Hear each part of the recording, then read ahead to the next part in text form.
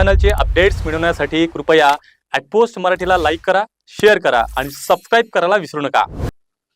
नमस्कार, मी गौरव मानकर @पोस्ट मराठीमध्ये तुमच्या सर्वांचं मनापासून स्वागत करतो। पुन्हा एक नव्यानं पेपर फुटलेला आहे। नीट परीक्षानंतर आता हा एक महत्त्वाचा पेपर फुटला आहे। नीट परीक्षा ही संपूर्ण देशभरामध्ये गाजलेली होती। त्यानंतरचं जे वातावरण देशभरात ढवळून निघालं ते आपण बघितलं। आता महाराष्ट्रामध्ये देखील टेटचा टीईटी टेट ही परीक्षा जी होणार होती त्याचा देखील पेपर फुटलेला आहे। टेट ही परीक्षा शिक्षक पात्रता परीक्षा आहेत आणि अनेक राज्यातील हजारो शिक्षकांना ही परीक्षा द्यावी लागत होती।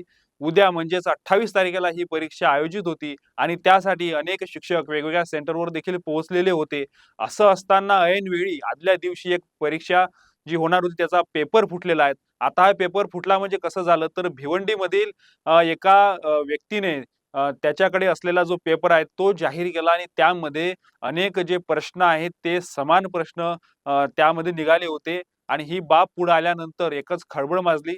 त्या व्यक्तीवर भिवंडी पोलीस ठाण्यामध्ये गुन्हा देखील दाखल झालेला आहे। त्याची चौकशी देखील झालेली आहे आणि लगेचच महाराष्ट्र राज्य परीक्षा परिषदेने देखील तो जो पेपर फुटलेला आहे त्या पेपरचं देखील परीक्षण केलं आणि त्यामध्ये असं आढळून आलं की अनेक प्रश्न आहेत हे समान आहेत।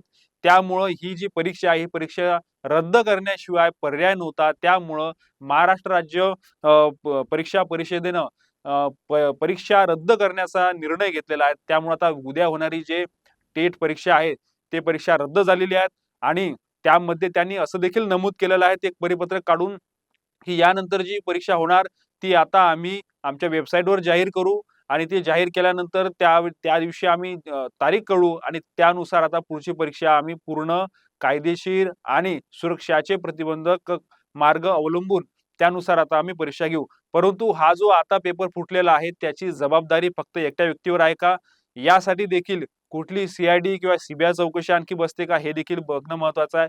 त्यासोबतच या परीक्षा फुटी मागे आणखी कोणते कोणते लिंकेज आहेत कारण ज्यावेळी नीट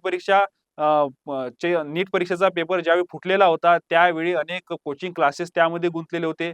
अनेक मोठमोठे नामांकित शिक्षकांना देखील त्या ठिकाणी अटक झालेली होती।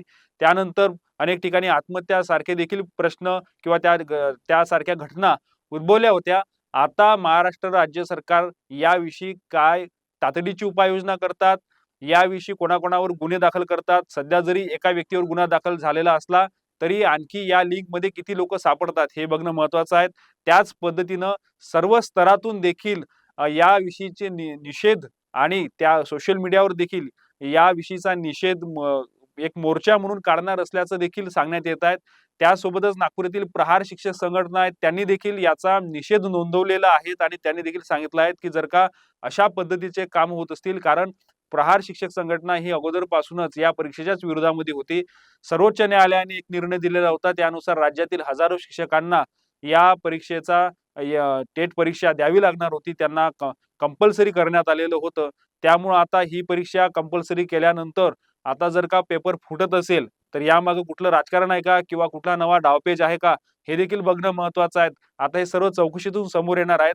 राज्यामध्ये असो किंवा देशामध्ये पेपर फुटीचे प्रकरण अनेक घडत आहेत आणि तरी देखील वेगवेगळे नवीन खुलासे नवनवीन घटना अशा आणखी देखील समोरच येत आहेत। मात्र कुठल्याही प्रतिबंधात्मक उपाययोजना होताना दिसत नाही यात। एकंदरीतच शिक्षण क्षेत्र किंवा त्या संदर्भातील जे सर्व क्षेत्र आहे परीक्षा घेणारं हे राज्यातील आणि देशातील अपयशी ठरलं आहे का यावर देखील आता प्रश्नचिन्ह निर्माण झालेले आहेत।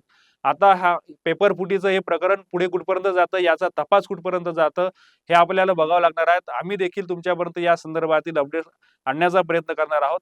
आमचा हा व्हिडिओ तुम्हाला कसा वाटला कमेंट बॉक्समध्ये कमेंट करून नक्की कळवा आणि @पोस्ट मराठीला लाईक करा, शेअर करा आणि सबस्क्राईब करायला विसरू नका। धन्यवाद।